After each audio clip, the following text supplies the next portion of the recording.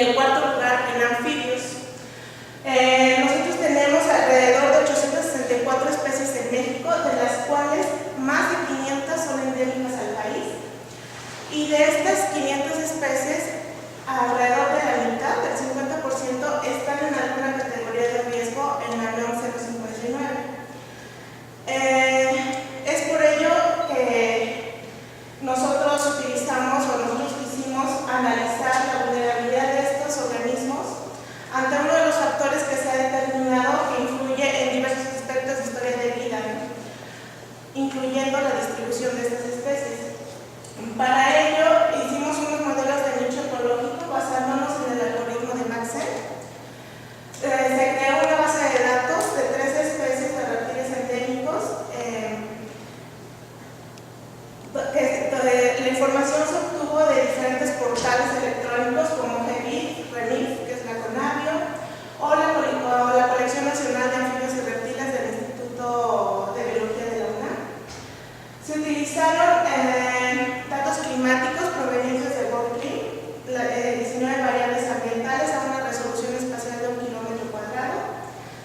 Y para el futuro se utilizó un escenario drástico de cambio climático, el RCP 8.5, para los años 2050 y 2070. Los modelos generados por Maxent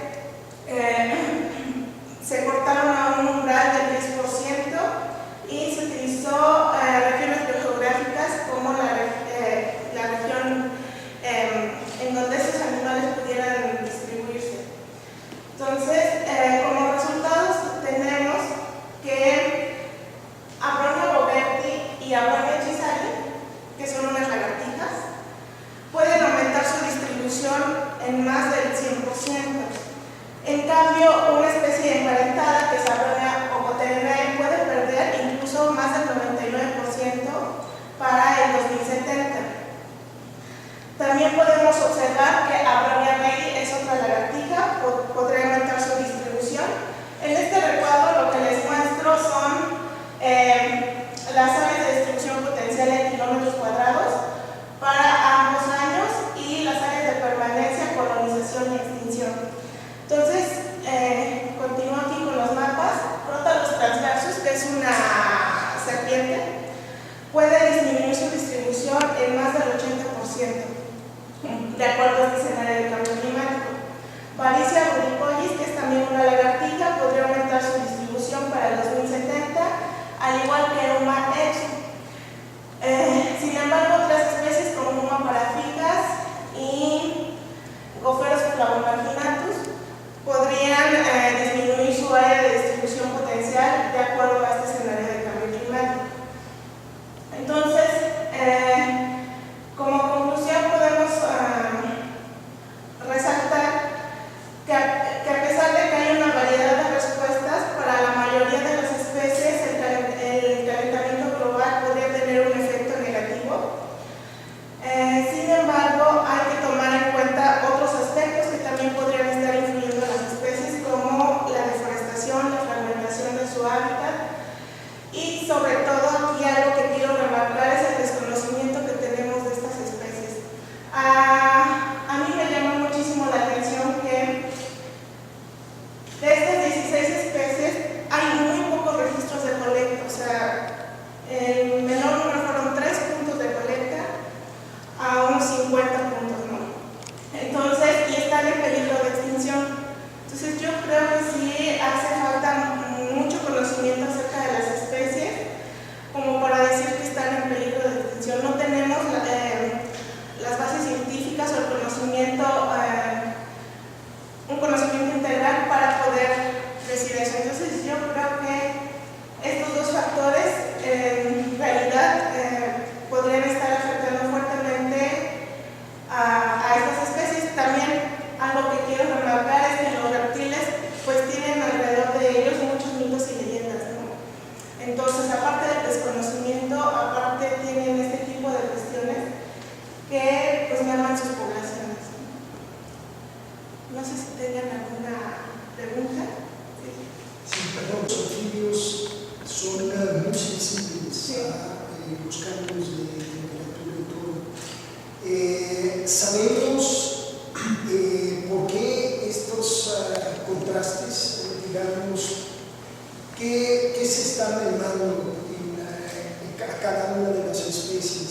su alimentación, su sensibilidad a los cambios de temperatura y problemas de reproducción. Sabemos, por ejemplo, las tortugas, la sensibilidad a las temperaturas, ¿no?, de las arenas en las playas, etc. Pero, ¿qué crees que sean los factores, por ejemplo, en los reptiles, digamos, las serpientes, esta diferencia en que crezcan algunas poblaciones en contraste con otras que se espera una disminución sustancial? Aquí hay que recordar algo. Cuando hablamos de modelos de nicho, estamos hablando de las condiciones ambientales en donde podría estar la especie, ¿no? O sea, entonces, esta es una representación, no me está diciendo que en realidad podría pasar, ¿no?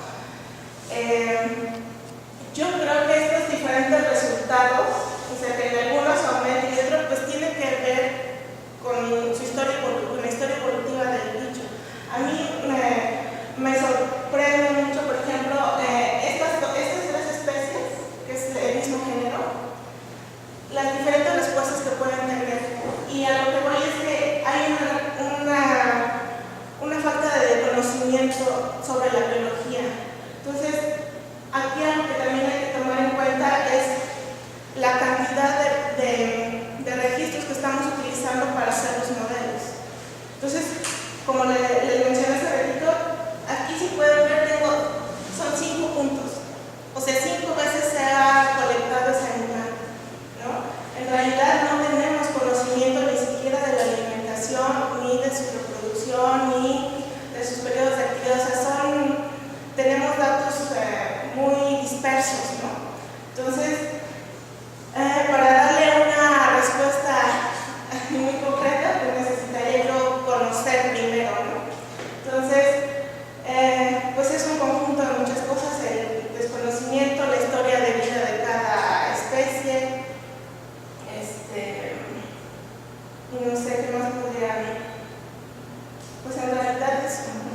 Y bueno, nada más para agregar al comentario es la aceleración que estamos viendo del calentamiento global en el planeta. Nos han mostrado escenas de cómo se está derritiendo Groenlandia a unos pasos verdaderamente agigantados, nos están rebasando los problemas, y digo, pues qué patético y qué lástima que pues conociendo a un país megadiverso como el nuestro, que estamos perdiendo a muchas especies, lamentablemente, que pues no se den los tiempos, los especialistas, y las acciones de mitigación o de tomar en cuenta, pues, para evitar la pérdida de especies a un paso muy acelerado por lo que se ve, y nos está ganando mucho el tiempo a lo que se nos viene encima.